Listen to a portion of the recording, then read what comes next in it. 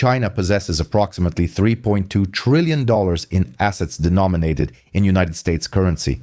This includes treasury bonds, corporate debt instruments, foreign exchange reserves, and mortgage-backed securities. Such a significant accumulation of dollar-denominated holdings surpasses that of any other country globally, exceeding Japan, the United Kingdom, and the entire continent of Europe combined. For an extended period, financial experts, political figures, and the media have voiced concerns regarding a singular potential threat. What if China were to divest these assets entirely? What if they decided to leverage their holdings of United States Treasury securities by initiating a massive sell-off? Such an action, it is argued, would lead to a dramatic devaluation of the dollar, a sharp increase in interest rates, and precipitate a severe funding crisis for the United States government, thereby abruptly concluding America's economic supremacy. This hypothetical scenario has been dubbed the nuclear option, a financial weapon of mass destruction, and the trump card that keeps American policymakers perpetually on edge. However, the reality that is rarely discussed is that China is incapable of executing such a maneuver. It is not a matter of choice, but of impossibility, because the very act of initiating such a sell-off would result in their own economic annihilation, not merely a setback. The $3.2 trillion in question represents not a weapon, but a meticulously crafted trap. Both the United States and China find themselves ensnared within it, with no apparent means of egress.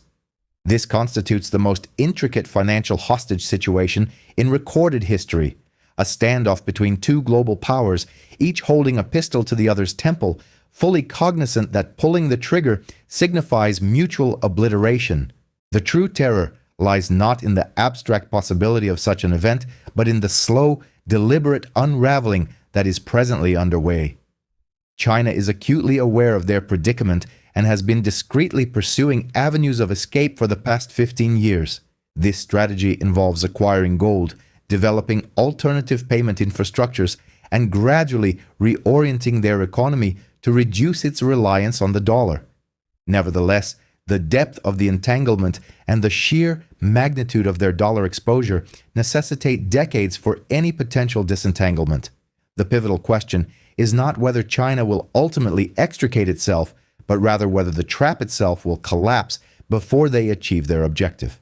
Let us meticulously examine the mechanics of this trap, elucidate its inescapable nature, and detail the ongoing developments as both nations endeavor to navigate their way out without triggering a catastrophic global conflict.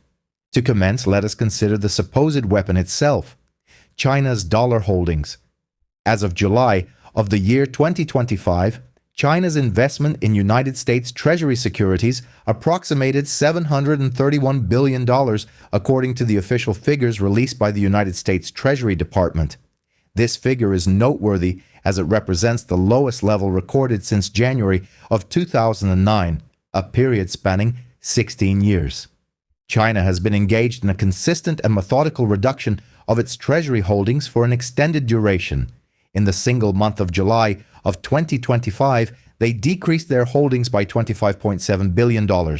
This was not a marginal adjustment, but rather the most substantial monthly reduction observed in nearly 2 years. This divestment consequently relegated China from the second to the third position among foreign holders of United States treasuries. Japan continues to hold $1.15 trillion, while the United Kingdom possesses $899 billion.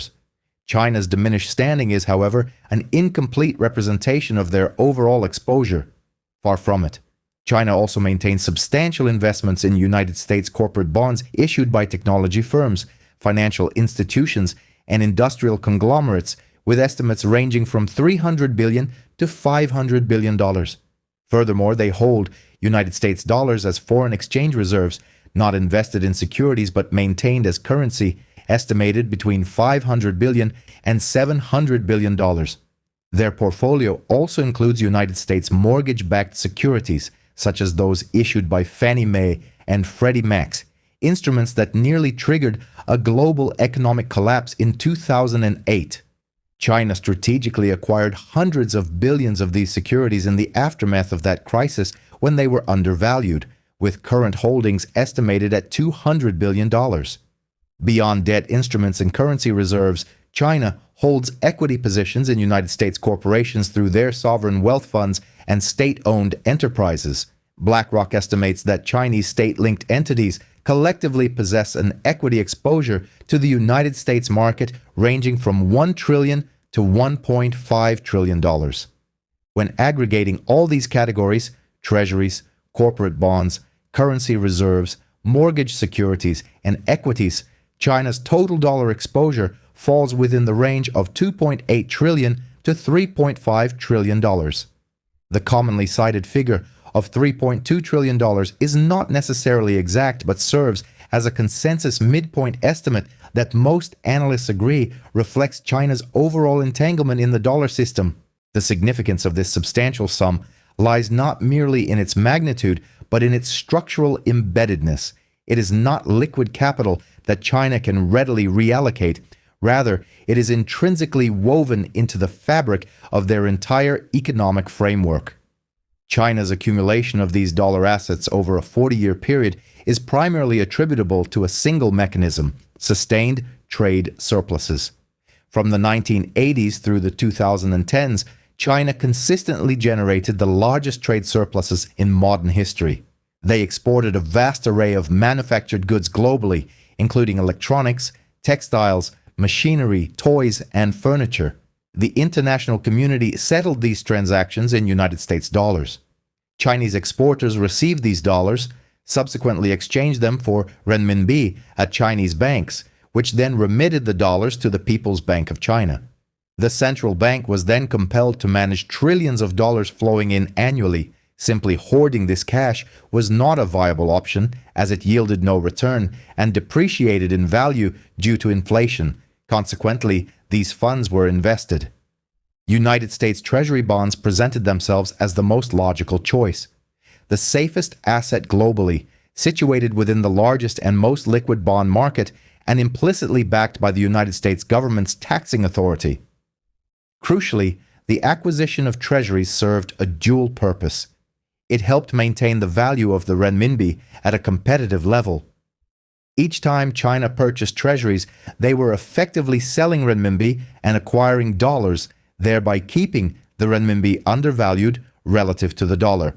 This undervaluation rendered Chinese exports more affordable for American consumers, stimulating higher sales volumes, generating more dollar inflows into China, and consequently prompting further treasury purchases.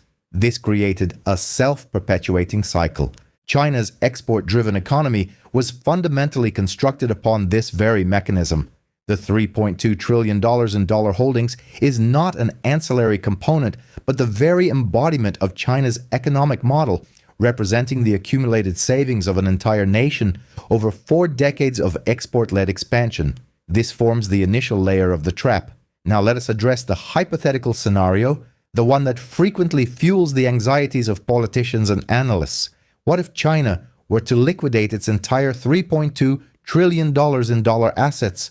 Theoretically, the process would unfold as follows. China would instruct its bond traders to execute a comprehensive sell-off of all holdings. The $731 billion in treasuries would be instantaneously introduced into the market. The United States Treasury market, typically characterized by its immense liquidity, would likely experience a severe liquidity crunch, as it would be unable to absorb such a massive volume of sell orders without experiencing a precipitous decline in asset prices. Bond prices would plummet, leading to a corresponding surge in yields. The yield on 10-year Treasury bonds, currently hovering around 4.5%, could potentially skyrocket to 8%, 10%, or even higher, contingent on the prevailing level of market panic. This represents the immediate consequence. However, the ramifications would extend far beyond this initial shockwave. United States mortgage rates are directly benchmarked against the 10-year Treasury yield. If the 10-year yield were to reach 10%, mortgage rates could ascend to 13% or 14%, effectively freezing the housing market, as few individuals could afford financing at such exorbitant rates. Home prices would subsequently experience a sharp decline. Consumer spending which constitutes 70% of the United States economy, would dramatically contract as home equity represents the primary source of wealth for American households. Corporate borrowing would become prohibitively expensive, and companies requiring debt refinancing would face interest rates ranging from 12% to 15%, potentially leading to widespread defaults. The credit markets would seize up. Financial institutions holding treasuries as assets would witness a substantial erosion in the value of their portfolios, resulting in a collapse of their balance sheets and triggering a banking crisis. In response, the Federal Reserve would be compelled to intervene, acquiring the bonds being dumped by China to stabilize the market. However, purchasing $731 billion in treasuries would necessitate the printing of an equivalent amount of currency, representing a scale of monetary expansion unprecedented outside of wartime. Inflation, which the Federal Reserve has striven for years to control, would surge anew. The dollar's value on foreign exchange markets would plummet.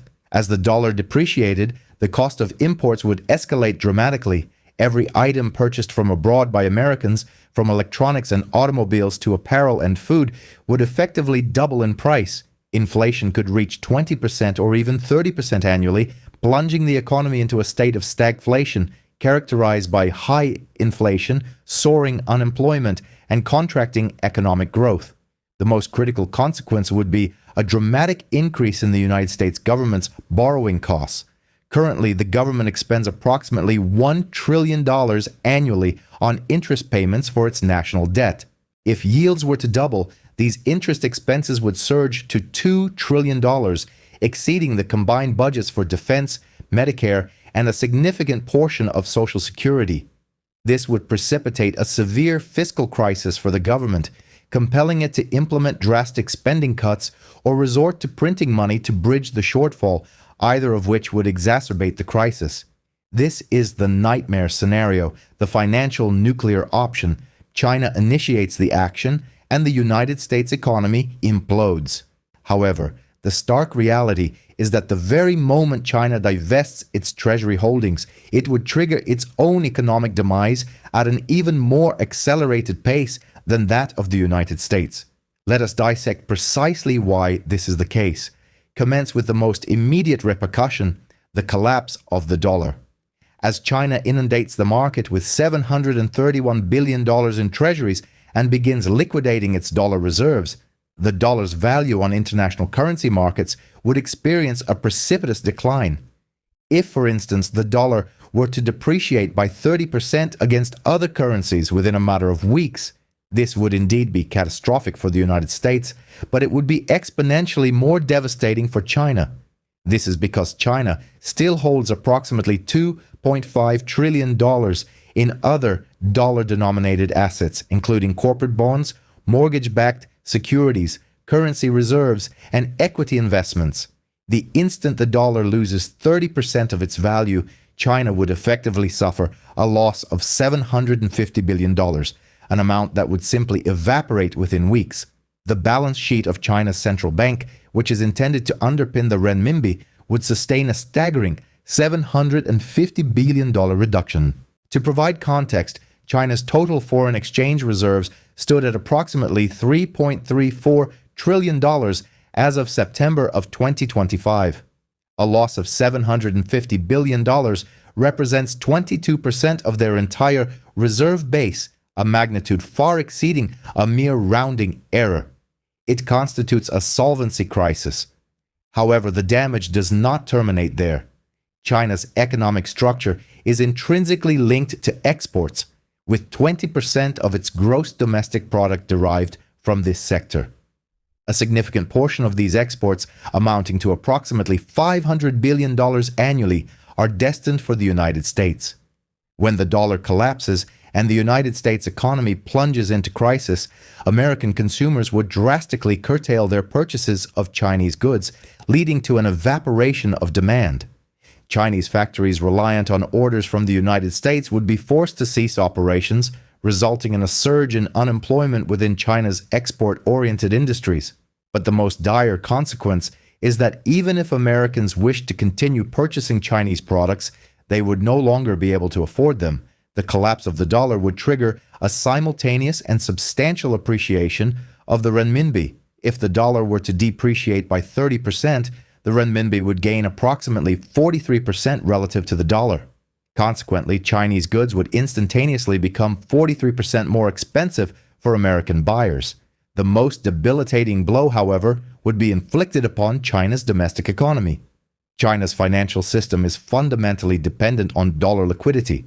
Chinese banks routinely borrow dollars on the international market to finance their domestic lending operations, and Chinese corporations issue dollar-denominated bonds because the interest rates on dollar debt are typically lower than those available in renminbi.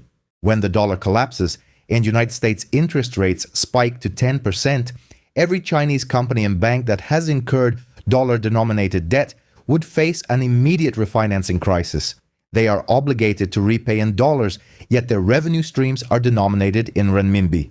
With the renminbi having appreciated by 43%, their debt burden would effectively increase by the same margin in real terms. China's corporate debt stands at $28 trillion, of which approximately $3 trillion is denominated in dollars. A 43% currency fluctuation would translate into an additional debt burden of $1.3 trillion for Chinese corporations in real terms, a sum that a substantial number would be unable to service.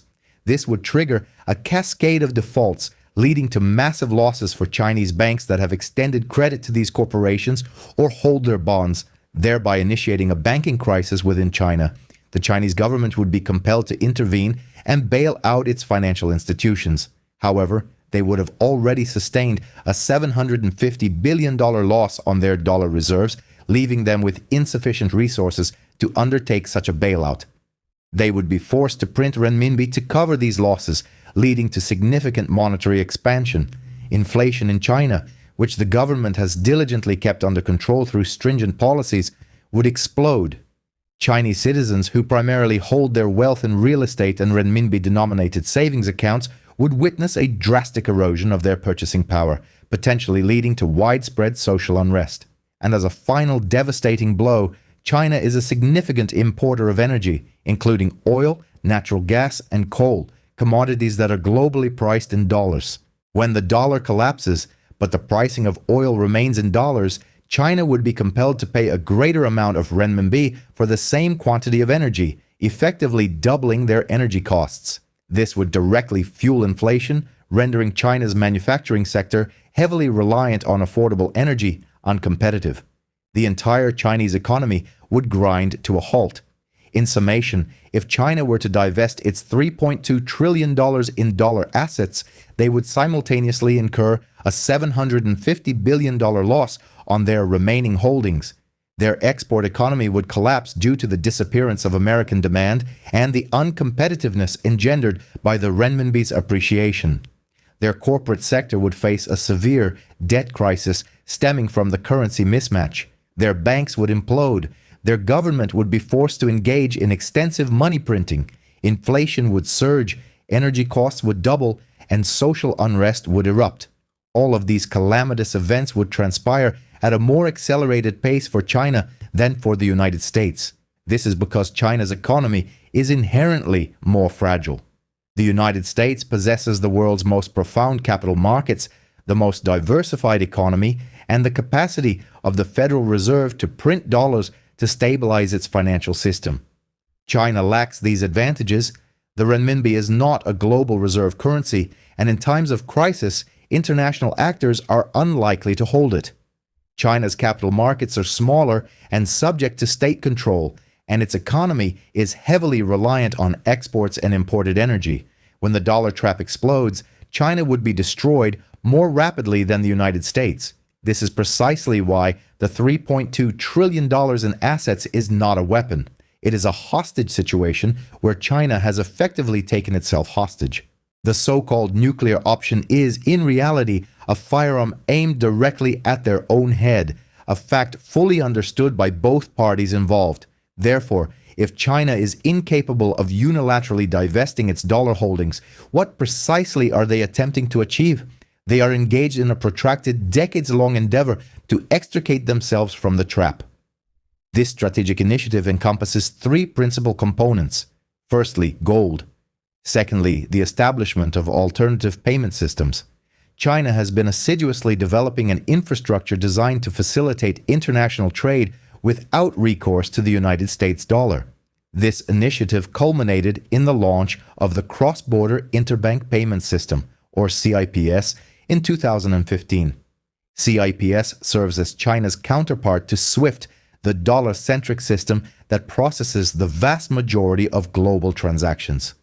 CIPS enables Chinese banks and their international counterparts to settle transactions directly in renminbi, circumventing the dollar system entirely. As of 2025, CIPS facilitates approximately $14 trillion in annual transactions. While this figure remains modest compared to SWIFT's $150 trillion, CIPS has demonstrated a robust growth rate of 30% per annum. Furthermore, China has been actively forging bilateral currency swap agreements with numerous countries. These agreements permit the direct exchange of renminbi for local currencies, eliminating the need for dollar conversion. China has established swap lines with nations such as Russia, Brazil, Argentina, Saudi Arabia, the United Arab Emirates, and Pakistan, among 35 others, with a combined value exceeding $500 billion. The overarching objective is to cultivate a renminbi-centric trade bloc where Chinese imports and exports are priced and settled in renminbi, not dollars. For instance, if China were to purchase oil from Saudi Arabia using renminbi, and Saudi Arabia subsequently utilized those renminbi to acquire Chinese manufactured goods, the entire transaction would bypass the dollar. This would reduce demand for dollars and diminish the necessity for China to maintain substantial dollar reserves. This constitutes the long-term strategy for escape. The aim is to shift a sufficient volume of international trade into renminbi, such that China's export economy is no longer contingent upon dollar accumulation. However, the inherent challenge lies in the protracted timeline. It is not feasible to compel the global community to adopt the renminbi. Its adoption is predicated on its inherent advantages. Currently, for the majority of nations, the United States dollar remains the more convenient and universally accepted medium of exchange. Dollar markets are deeper and more liquid, and dollar-denominated contracts are generally enforceable under United States law, a legal framework that most countries perceive as more reliable than that of China. Consequently, the transition has been gradual, with the renminbi's share of global trade settlement increasing incrementally from 2% in 2015 to approximately 7% in 2025. While this represents progress at the current pace, it is projected to take 30 years to achieve a 50% share. China, however, may not have 30 years at its disposal, given that the dollar trap remains an active and pressing concern. The third component of China's strategy is a shift towards internal consumption. China is actively endeavoring to rebalance its economy, moving away from an over-reliance on exports and towards fostering domestic consumption. If Chinese citizens were to increase their consumption of domestically produced goods, China would consequently require fewer export dollars. This has been an official policy objective since 2013. The government aspires to elevate consumption's contribution to the gross domestic product from 38% to 60% over a 20-year period. To this end, they have invested in infrastructure development, expanded social services, implemented wage increases, and actively sought to transition the economy from an investment and export-driven model to one centered on consumption and services. This strategy has yielded gradual success, with consumption's share of GDP rising from 38% in 2010 to 55% in 2025. However, this recalibration introduces a new challenge. As Chinese wages increase, the competitiveness of Chinese exports diminishes. The fundamental reason for China's dominance in global manufacturing was its access to low-cost labor. When labor costs escalate, manufacturing operations tend to relocate to countries such as Vietnam, Bangladesh, and Mexico. China's trade surplus, which peaked at $400 billion annually in 2015, has subsequently declined to $250 billion in 2025. This reduction in the trade surplus implies fewer dollar inflows, which might appear as progress in escaping the dollar trap. Nevertheless, the fundamental issue is that China still holds $3.2 trillion in existing dollar-denominated assets. The trap does not diminish simply because new dollar inflows cease. China must actively reduce its existing holdings, a course of action it cannot undertake without precipitating a dollar collapse. Consequently, China remains ensnared. The internal consumption shift mitigates future dollar accumulation but does not resolve the existing predicament. Let us now consider the projected timeline for this escape attempt and its implications for the United States dollar. China commenced this strategic endeavor in 2008, following the global financial crisis, a period that prompted Chinese leadership to recognize the inherent fragility of the dollar system and their own significant overexposure. 17 years later, in 2025, tangible progress has been made. China's gold reserves have increased from 600 tons to an officially reported 2,330 tons, with actual holdings likely ranging between 5,000 and 6,000 tons. The renminbi's share of global trade settlement has risen from essentially 0% to 7%.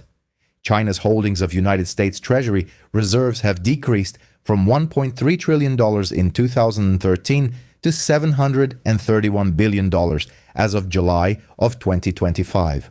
The trade surplus is undergoing a transformation from an export-centric model to one emphasizing domestic consumption.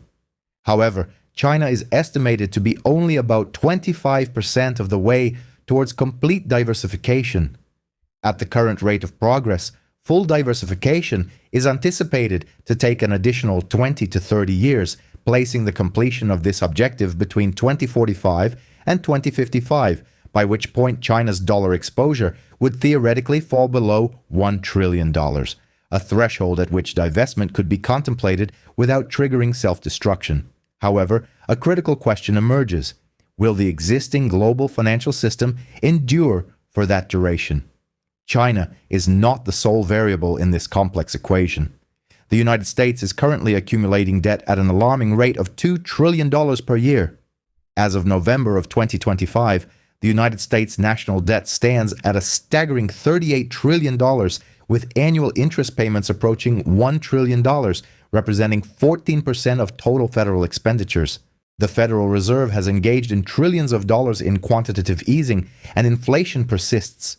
The dollar's status as the world's primary reserve currency is demonstrably eroding, not as a consequence of overt actions by China, but due to the United States' internal policies that are progressively debasing its value. If the dollar were to collapse under its own accumulated weight before China successfully diversifies away from it, China would face catastrophic financial losses. This represents an intense race against time.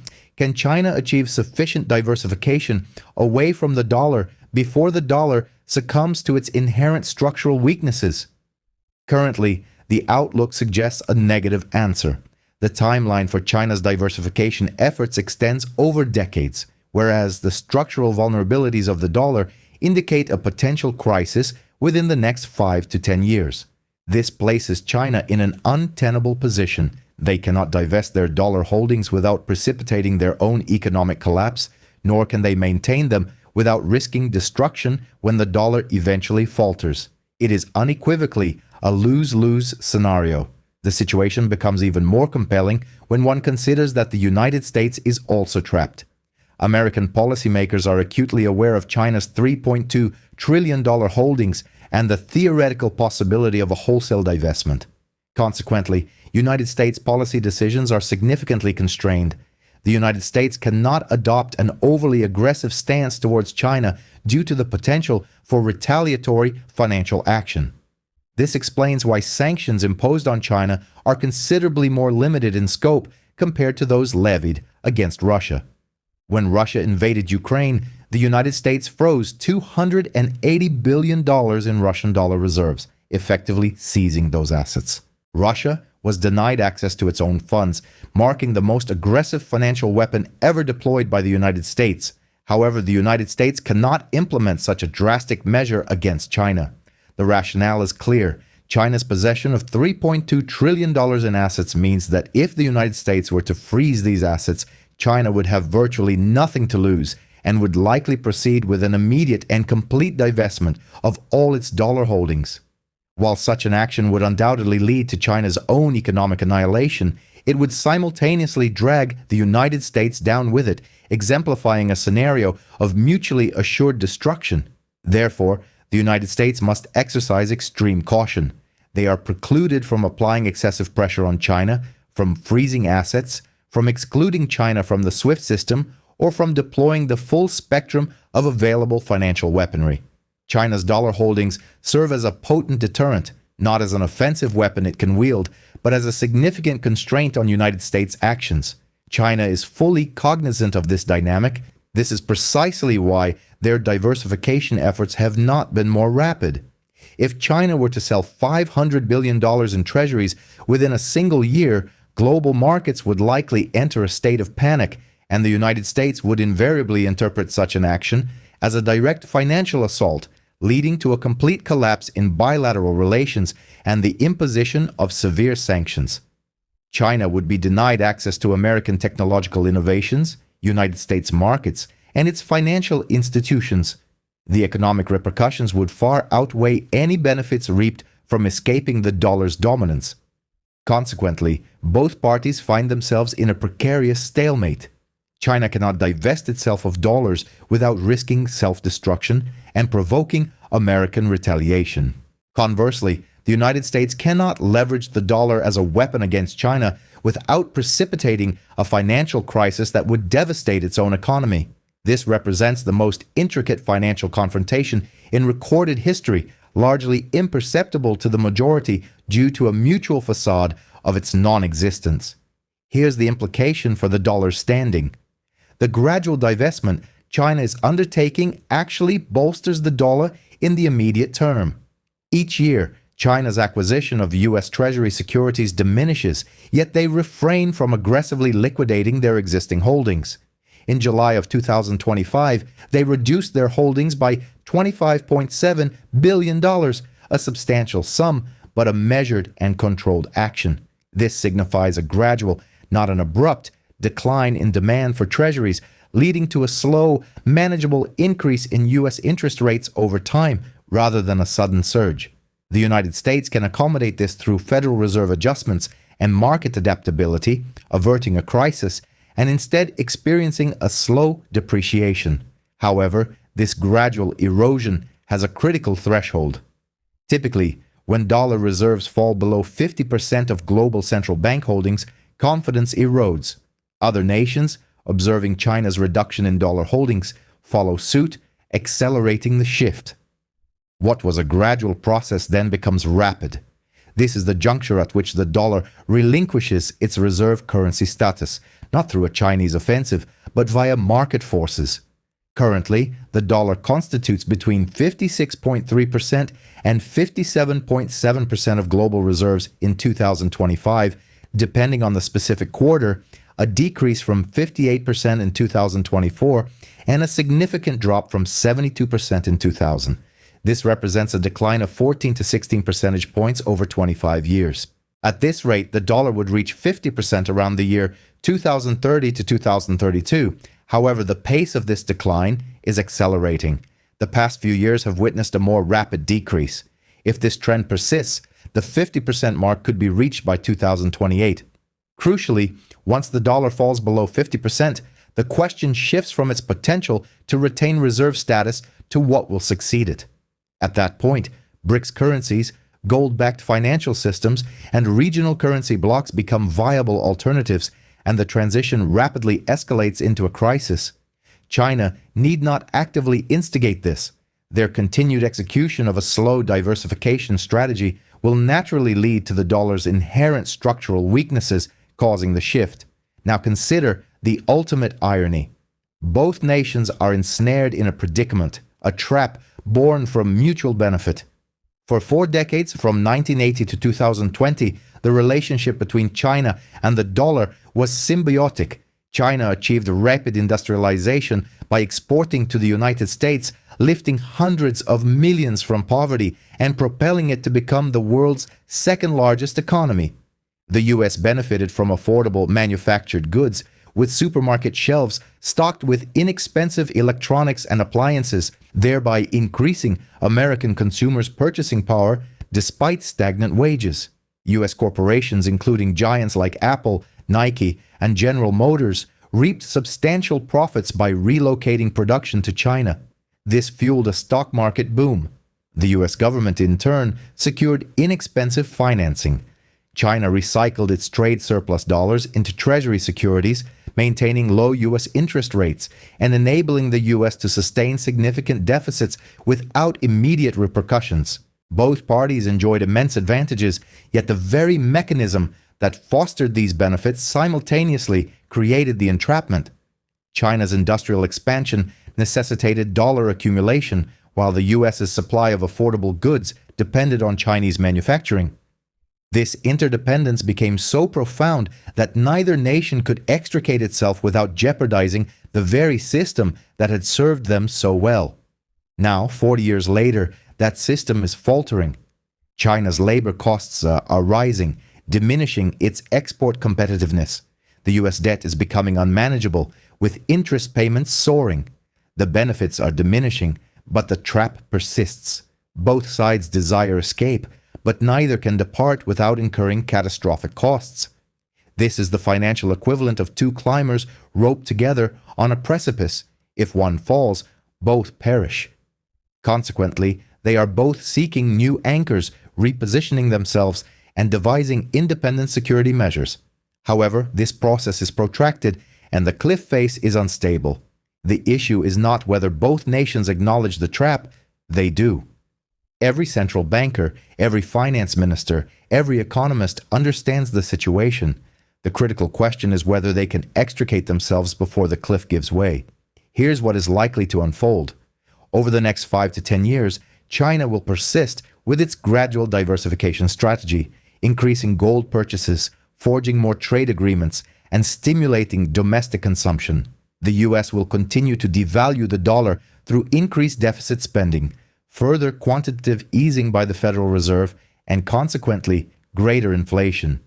The dollar's reserve currency status will continue its erosion, from 57% currently to 50% by 2028, potentially reaching 40% by 2032.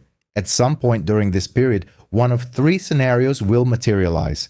The first possibility is an orderly transition where the dollar remains a significant currency but ceases to be the sole dominant reserve. The global financial system would evolve into a multipolar currency arrangement with the yuan serving Asia, the euro representing Europe, and the dollar retaining prominence in the Americas. This scenario, characterized by gradual adjustment rather than crisis, has an estimated probability of 20%. It necessitates astute management by both US and Chinese leadership, geopolitical stability, and an absence of major economic shocks. The second possibility is a crisis-driven transition triggered by an event such as a debt ceiling breach, a major bank failure, or geopolitical conflict. This would lead to a sudden loss of confidence, compelling China to divest its dollar holdings defensively, prompting U.S. retaliation, and culminating in a mutual destruction scenario, a global financial crisis, widespread depression, and currency chaos. While stability would eventually be restored, it would come at the cost of immense wealth destruction. This scenario carries an estimated probability of 50%. The third possibility involves the collapse of the trap upon both nations. The dollar's intrinsic problems, its debt, deficits, and inflation, would lead to its downfall before China could fully disengage. China would suffer catastrophic losses on its $32 trillion, and its economy would implode. The U.S. economy would also face collapse due to the dollar's implosion. However, as China remained ensnared, it would experience a more severe impact. Both nations would simultaneously enter a prolonged economic crisis, with no victor and both emerging as losers. This scenario has an estimated probability of 30%.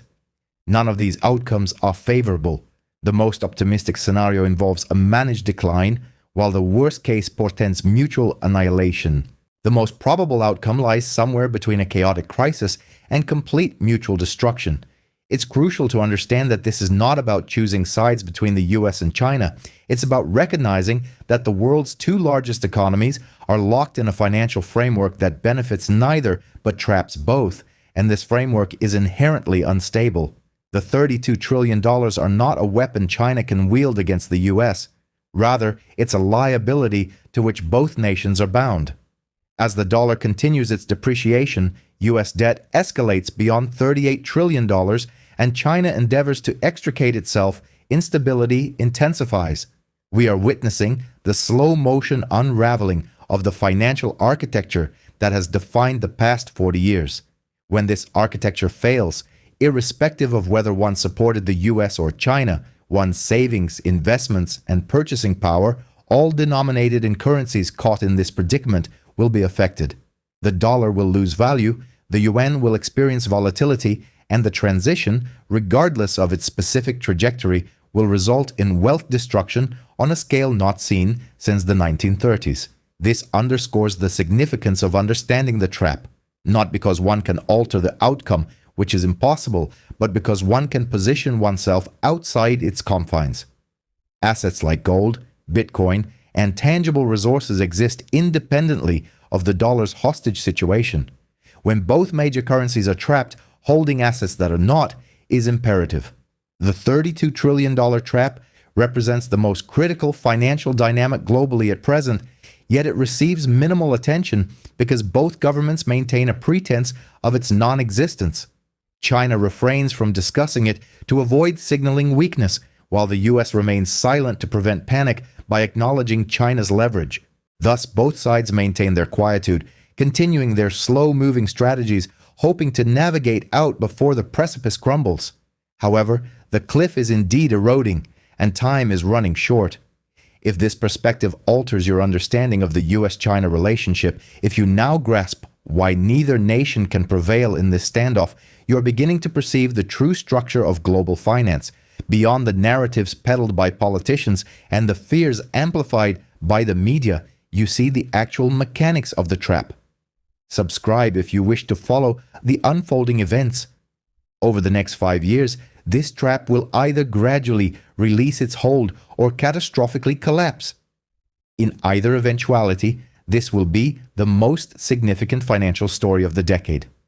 In the subsequent video, I will detail precisely what China is acquiring with the dollars it is discreetly moving out of treasury securities. It's not solely gold.